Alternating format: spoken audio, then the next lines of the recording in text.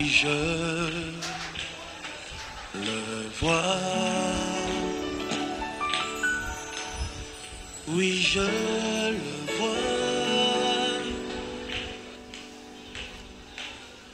élevé parmi le peuple, assemblé pour l'adorer, oui je le vois, oui je le vois. Mes yeux ont vu l'agneau, le Seigneur sur son trône. Shalom, shalom, bien-aimés dans le Seigneur. Vraiment que la grâce de l'Éternel soit sur vous en cet après-midi. Voilà, encore une fois, Dieu nous a rassemblés en cet après-midi sur ce plateau, sur cette émission. L'heure est arrivée. Bien-aimés dans le Seigneur, en cet après-midi, je prie vraiment que la grâce de l'Éternel soit sur toi et sur ta famille. Je prie vraiment que toi qui as laissé tes travaux ménagers, toi qui t'es dit en toi que premièrement je dois rechercher la parole du Seigneur. Vraiment que la main de l'Éternel soit sur toi en cet après-midi. Vraiment que Dieu te bénisse. Alléluia.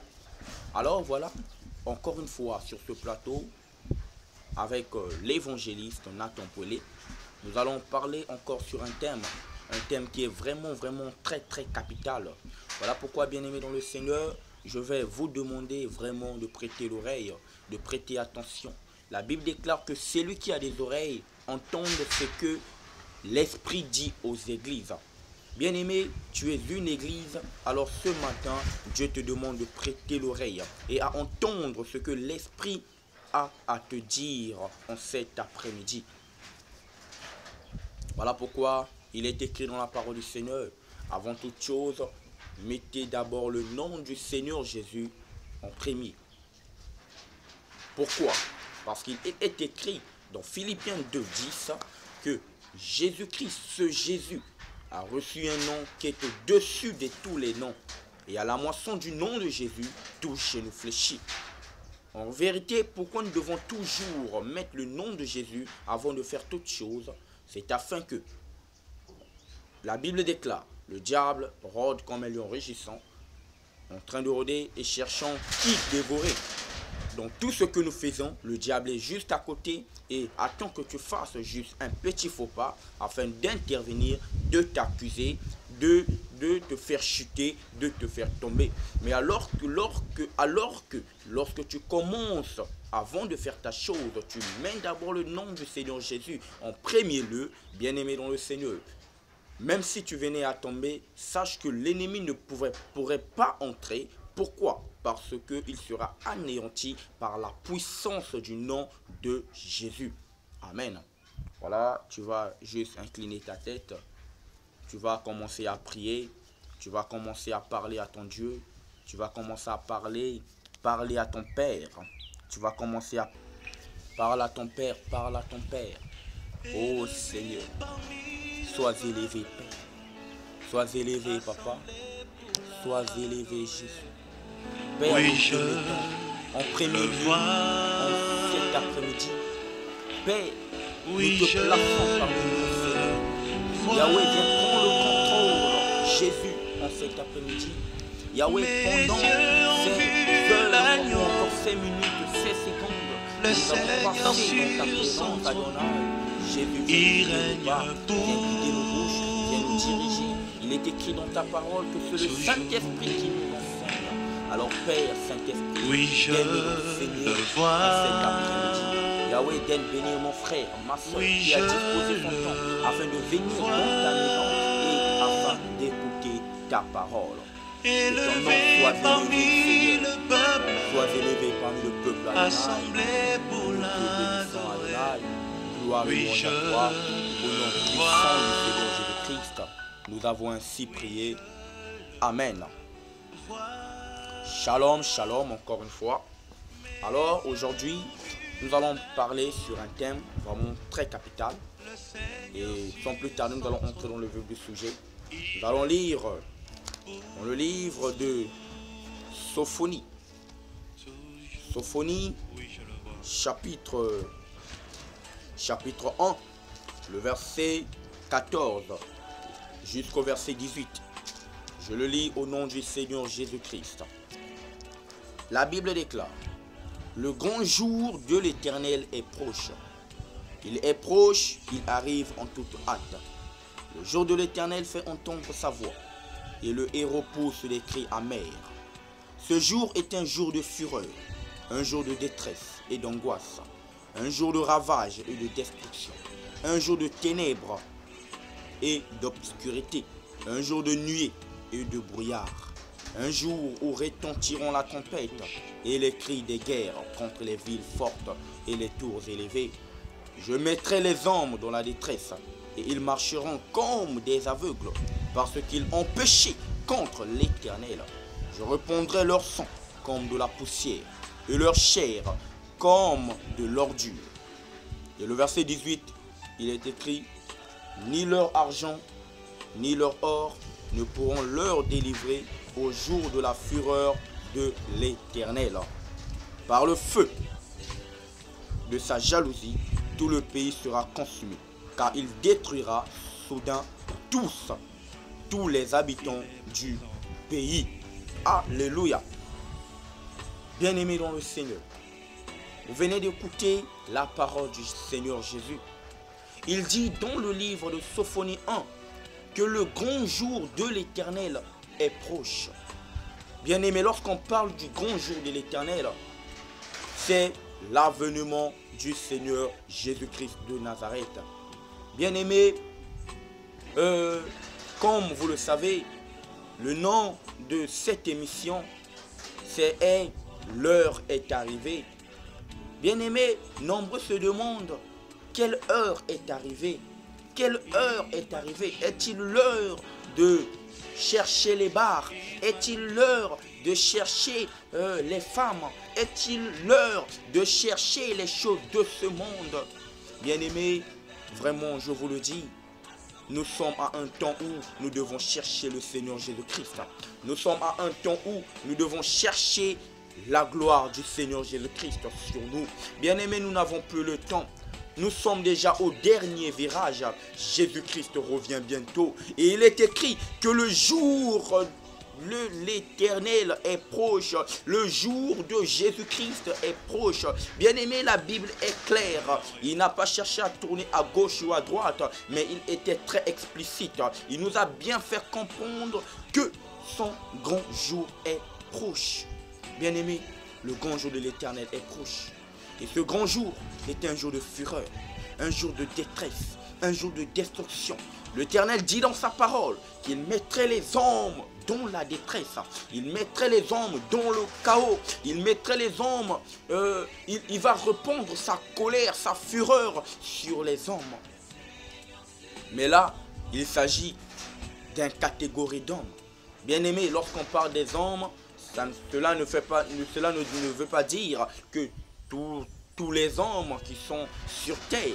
Bien-aimés, voilà pourquoi j'ai toujours l'habitude de vous dire que sur cette terre, il y a toujours deux catégories d'hommes. Il y a ceux qu'on appelle les hommes qui sont les fils de Dieu, et il y a ceux qu'on appelle les hommes qui sont les fils de l'homme. Bien-aimés dans le Seigneur, les fils de hommes, ce sont des personnes qui sont incrédules, qui ne veulent pas acquérir, recevoir la parole du Seigneur en eux, qui ne veulent pas croire au Seigneur Jésus-Christ. Malgré qu'ils sont croyants, ils croient en quelque chose. Ils croient que Dieu existe, mais ils ne croient pas au Seigneur Jésus-Christ. Souvenez-vous, Jésus-Christ a dit: croyez en Dieu et croyez aussi en moi. Bien-aimés dans le Seigneur, le mot chrétien n'est pas seulement un mot au hasard ou encore un mot comme ça, mais ce mot vient de la nature du Jésus-Christ de Nazareth. Bien-aimés dans le Seigneur, je vous le dis, il n'est plus temps d'être là à chercher les bars. Il n'est plus temps d'être là à tourner autour des choses de ce monde. Il n'est plus temps d'être là à marcher et à chercher le siècle présent. Bien-aimés dans le Seigneur, en vérité, je vous le dis, il est maintenant temps de courir et de saisir la croix et de s'approcher près du Seigneur Jésus-Christ. Il est temps de chercher Jésus. Il est temps de chercher le Père. Il est temps de chercher le Christ. Bien-aimé, nous n'avons plus le temps. Ne te dis pas en toi que non, aujourd'hui, laissez-moi s'amuser. Demain, je vais attraper Jésus. Non, non, non, bien-aimé. Il est temps de saisir le Seigneur Jésus. C'est maintenant que tu dois toucher le Seigneur Jésus. C'est maintenant que tu dois t'attacher au Seigneur Jésus. Et quand le Seigneur parle le jour de destruction, il répondrait sa colère sur les hommes. Ces hommes, ces catégories d'hommes, ce sont des personnes qui n'ont pas voulu croire à sa parole, qui n'ont pas voulu croire en son nom, qui n'ont pas voulu croire à ses merveilles. Bien-aimés, pour toi et moi, qui allons croire à la parole du Seigneur, nous serons sauvés, nous serons enlevés, car nous serons une épouse dont lui sera notre époux. Il va nous prendre et nous emmener dans sa maison. Mais pour ceux qui n'allont pas croire, bien-aimés, ce sont ces catégories de ces personnes-là qui vont vivre la colère et la fureur de l'Éternel. Bien-aimés, je t'en prie, ne sois pas parmi ces personnes qui va vivre la colère du Seigneur. Mais je t'excite en cet après-midi à chercher le Seigneur. Je t'excite en cet après-midi de courir, de s'attacher à Jésus. Écoute ce que la Bible déclare dans le livre de Psaume. Psaume 91. Psaume 91, le verset 14. Écoute ce que la Bible déclare.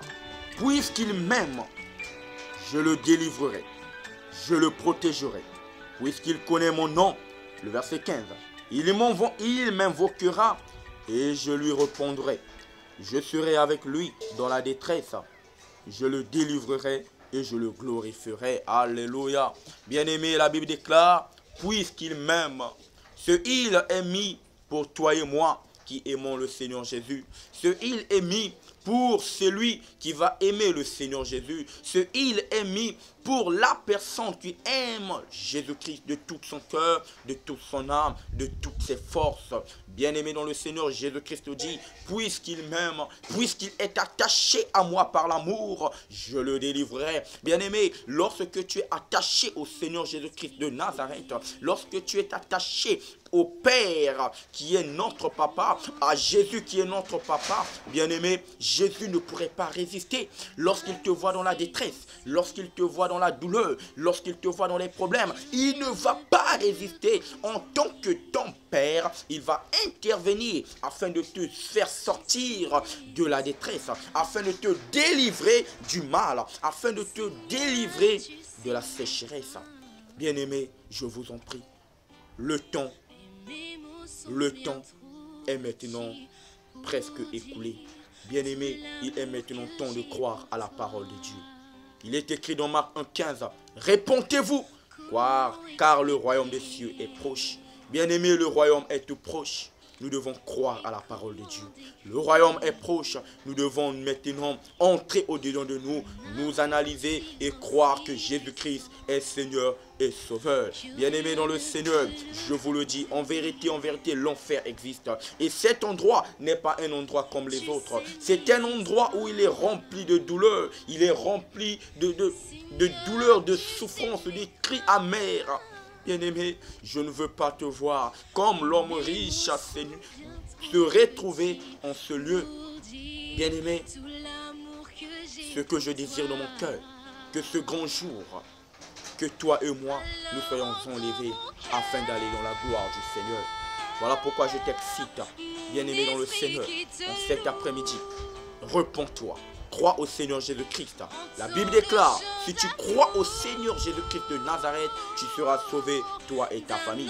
Bien-aimé, ta famille peut être dans l'erreur. Ton frère, ta soeur, ta mère, ton père peut être dans l'erreur. Mais il suffit juste que toi, tu te répands, tu crois à Jésus-Christ de Nazareth ta famille sera sauvée par toi.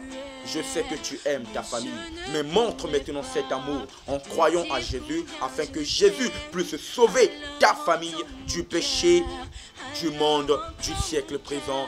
Que Jésus-Christ vous bénisse. Amen, amen.